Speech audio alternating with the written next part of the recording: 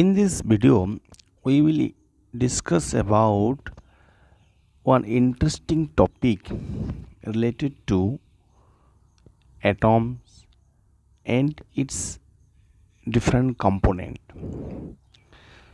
Atom के अंदर क्या होता है, कैसे इसका एलिमेंट सब रहते हैं, वो सब बारे में.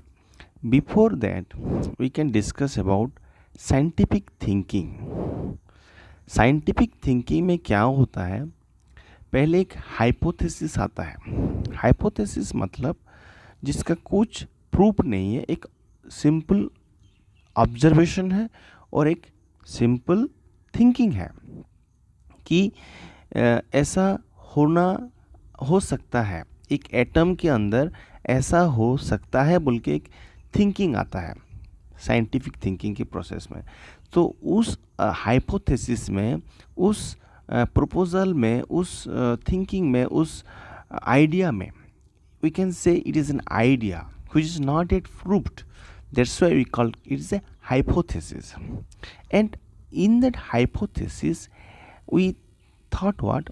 Atoms are composed of what?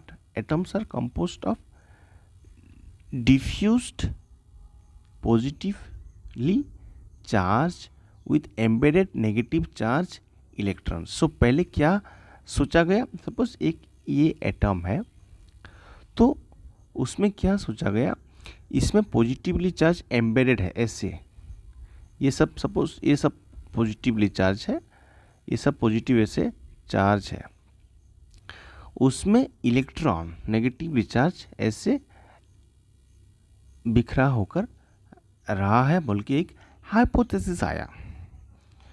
Okay, उसमें क्या प्रेडिक्शन आया कि इफ अल्फा पार्टिकल्स, प्रेडिक्शन, तो उसको प्रूव करने के लिए एक प्रेडिक्शन निकल गया कि if alpha particles which are helium nuclei, alpha particles are what, these are helium nuclei are shot at a thin foil of gold. ये शॉट किया गया एक thin foiled of gold piece में, एक ऐसा फोल्ड में शॉट किया गया, मीन्स उसको थ्रो किया गया उसके उस थिन हीलियम न्यूक्ली के प्लेट के ऊपर. तो क्या देखा गया, that alpha particle will not be deflected much by the diffuse positive charge by the light electrons. If alpha particles which are helium nuclei are shot at a thin foil of gold, the alpha particles will not be deflected much by the diffuse positive charge or by the light electrons. ऐसा सोचा गया, ऐसा predict किया गया कि alpha particle अगर ऐसा throw किया जाएगा तो उसमें ज़्यादा डिफ्लेक्शन नहीं होगा, कुछ डिफ्लेक्शन नहीं होगा, क्योंकि पॉजिटिवली चार्ज और नेगेटिवली चार्ज डिफ्यूज़ है, सब तरह बिखरा होकर है. ऐसा प्रेडिक्ट किया गया. लेकिन टेस्ट में, ओरिजिनल टेस्ट में क्या पता चला, there is a deflection. You can see here there is a deflection.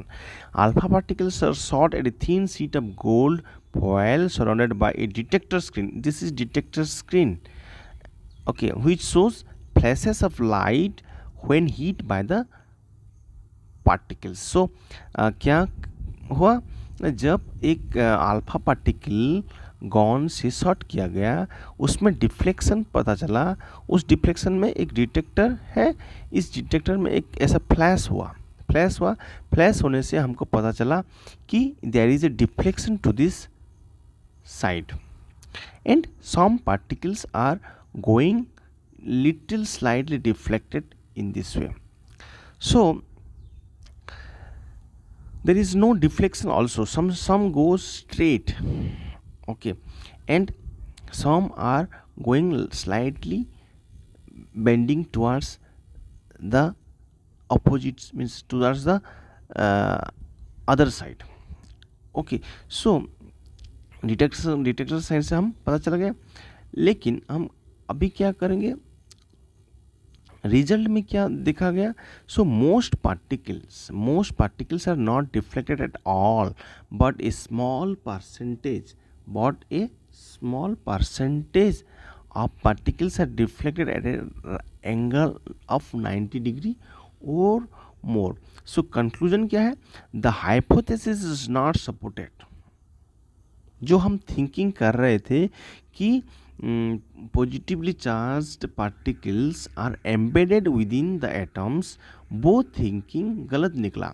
The large deflections observed led to a view of the atoms as composed of a very small central region containing positive charge surrounded by electrons. So the large deflections observed led to a view. क्या view आया ना? Atom as composed of a very small, atom के अंदर एक very small central area में positively charge particle means ऐसे concentrated level में हैं. ओके, और उसको हम क्या नाम दिया? न्यूक्लियस नाम दिया. Okay, so this is the way how scientific thinkings are tested, means hypotheses are tested. Okay, ये देखिए एक जनरल स्ट्रक्चर ऑफ एटम है. इसमें क्या दिखाया गया है ना? हाइड्रोजन एक प्रोटॉन है और एक इलेक्ट्रॉन है. उस तरह ऑक्सीजन में क्या है? एक 8 इलेक्ट्रॉन, 8 प्रोटॉन और 8 न्यूट्रॉन है. Protons are what? Positively charged particles. Electrons are negatively charged particles, and neutrons don't have any charge. But at the center में क्या होता है? प्रोटॉन और न्यूट्रॉन बोथ रहते हैं surrounded by electron negatively charged particles, and as a whole one atom does have neutron which does not have any charges. Okay, then we can see carbon 12 मतलब 6 proton, 6 neutron and 6 electron. How it is carbon 12? Because by adding you can see proton and electron, this is becoming 12. Then 13, how it is 13? No, sorry, it is adding of proton and neutron. Okay, and carbon 13 is what? 6 proton and 7 neutrons, so it is 13. And carbon 14 is what? 8 neutrons and 6 proton, it is carbon 14. Okay, इसमें क्या दिखाया गया ना? कैसे एक electron cell diagram दिखाया गया है. उसमें एक डिफरेंट एनर्जी लेवल है. ओके, जिसमें एक एनर्जी लेवल है, इसमें एक एनर्जी लेवल है, 1 स्पेशल ऑर्बिटल है. ओके, डिफरेंट शेप दिया है, दिस डम्बेल शेप्ड, इसमें एक डम्बेल शेप भी दिया है. कैसे अरेंजमेंट होता है? डिफरेंट एटम्स का डिफरेंट शेप लेवल होता है, डम्बेल शेप्स, जिसमें कि वो एक स्पेस है. डम्बेल शेप मतलब वो एक स्पेस है एटम न्यूक्लियस के सराउंडिंग में, एटम का न्यूक्लियस के सराउंडिंग में, जिस एरिया में हम इलेक्ट्रॉन को पा सकते हैं. ओके, देन ये डिफरेंट एनर्जी लेवल है इलेक्ट्रॉन का. ओके, अगर इलेक्ट्रॉन इस एरिया में मिल रहा है तो उसका एनर्जी लेवल के हम लेंगे. अगर इस एरिया में ऐसे एल लेंगे, ऐसा एक कंसेप्ट है. लेकिन अगर इलेक्ट्रॉन, देखिए यहाँ पे इलेक्ट्रॉन अगर हाई एनर्जी लेवल से लो एनर्जी लेवल को जा रहा है तो एनर्जी रिलीज हो रहा है, मीन्स एटम से एनर्जी निकल रहा है. कोई भी एक अगर M से L आ रहा है तो एनर्जी रिलीज हो रहा है, लेकिन अगर electron goes from lower energy level to higher energy level, then energy is observed, energy observe हो रहा है। ओके, ये बेसिक कॉन्सेप्ट है। ये एक जनरल पीरियोडिक टेबल है जिसके हेल्प से हम पता लगा सकते हैं कि properties, different properties of atoms. Okay, ये देखिए बहुत सारा एटम है। ओके, बहुत सारा एटम है। सो सभी एटम्स को हम कैरेक्टरिस्टिक्स के हिसाब से डिफरेंट डिफरेंट कैरेक्टरिस्टिक्स, जैसे size of the atom, electronegativity, उस हिसाब से, उसके हिसाब से हम कैटेगराइज कर दिए हैं, जिससे कि हमको इजीली पता चल जाएगा कि इस ग्रुप, सपोज इस ग्रुप का एटम में कैरेक्टरिस्टिक्स कुछ सिमिलरिटीज़ है, उस तरफ के इस ग्रुप एक कॉलम में सिमिलरिटीज़ है, तो हमको पता चलेगा कि ये पर्टिकुलर एटम का कैरेक्टरिस्टिक्स इस पर्टिकुलर एटम से मैच कर रहा है। इससे हमको इजीली हम कैरेक्टरिस्टिक्स को पता लगा सकते हैं। देन नॉन रिएक्टिव एटम कौन सा है और रिएक्टिव एटम कौन सा है? देखिए, अगर एक एटम हम लेंगे, उसका नाम है हीलियम। उस हीलियम एटम में क्या है? 2 प्रोटॉन है, यहाँ पे 2 प्रोटॉन है और 2 इलेक्ट्रॉन है। तो उस एटम में कोई स्पेस नहीं है। क्या स्पेस नहीं है? कुछ इलेक्ट्रॉन गेन करने के लिए कुछ स्पेस नहीं है। इसका मतलब ये हुआ कि this one is non reactive, it does not need electron to satisfy its outermost shells. Outermost energy level को सेटिस्फाई करने के लिए इसको और इलेक्ट्रॉन नहीं चाहिए। It does not have more space to keep electron, so this is non reactive. But if you take nitrogen, it does have some space to absorb electron. You see one, it is having 7 proton and 7 neutron and 7 electron. Okay, 7 electron. So in first energy level it is having 2 electron, and in second energy level it is having how many electrons? 5 electron. 5 electrons is there. So it needs how many more electrons? 3 electrons to satisfy its outermost cell, or we can say it is octet rule. So to satisfy octet rule, it needs more 3 electrons. You can see here white circles are given. It is having space. It is having 3 space to receive electrons, so it is reactive. Okay, it is reactive. If you see sodium and chlorine, sodium chloride, how the sodium chloride molecule is prepared.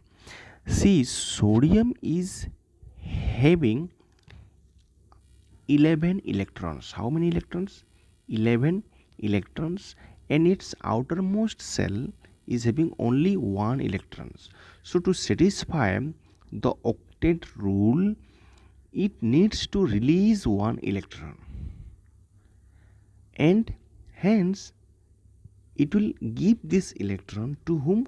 Chlorine. Chlorine is having how many electrons? It is having 17 electrons, and hence it is having 7 electrons in its outermost cell. 7 electrons इसके outermost cell में है। तो उसको एक electron चाहिए to satisfy its outermost level of energy. Okay, so it will take one electron from sodium. So the resultant molecule will be sodium chloride. And one more thing will happen here. As sodium is losing one electron here, it will become positively charged particle, and chlorine will receive one electron, hence it will become negatively charged atoms. So both the atom, this sodium and chlorine, will have some charge, positive and negatively charged, and that's why both will be attracted to each other and become a molecules. Okay, becomes a molecule. उसी तरह के बहुत सारे bonds होते हैं atom के अंदर, जैसे कि हम देखेंगे ये कोवैलेंट बॉन्ड है, अभी हम देखिए आयोनिक बॉन्ड, हाइड्रोजन बॉन्ड है, हाइड्रोफोबिक इंटरेक्शन है, वैन वाल अट्रैक्शन है. सो वैन वाल अट्रैक्शन क्या है ना? Weak attractions between atoms due to oppositely polarised electron clouds. Hydrophobic interaction क्या है?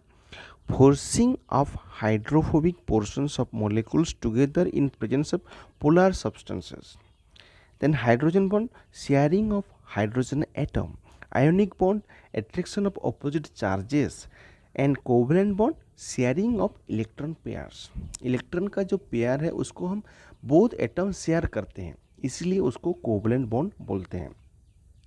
इसी तरह से ये सभी हम देखेंगे तो वीक से स्ट्रॉन्ग की तरफ हम आगे, ये छोटे से बड़ा तक पावर है उसका, वीक से स्ट्रॉन्ग बॉन्ड है.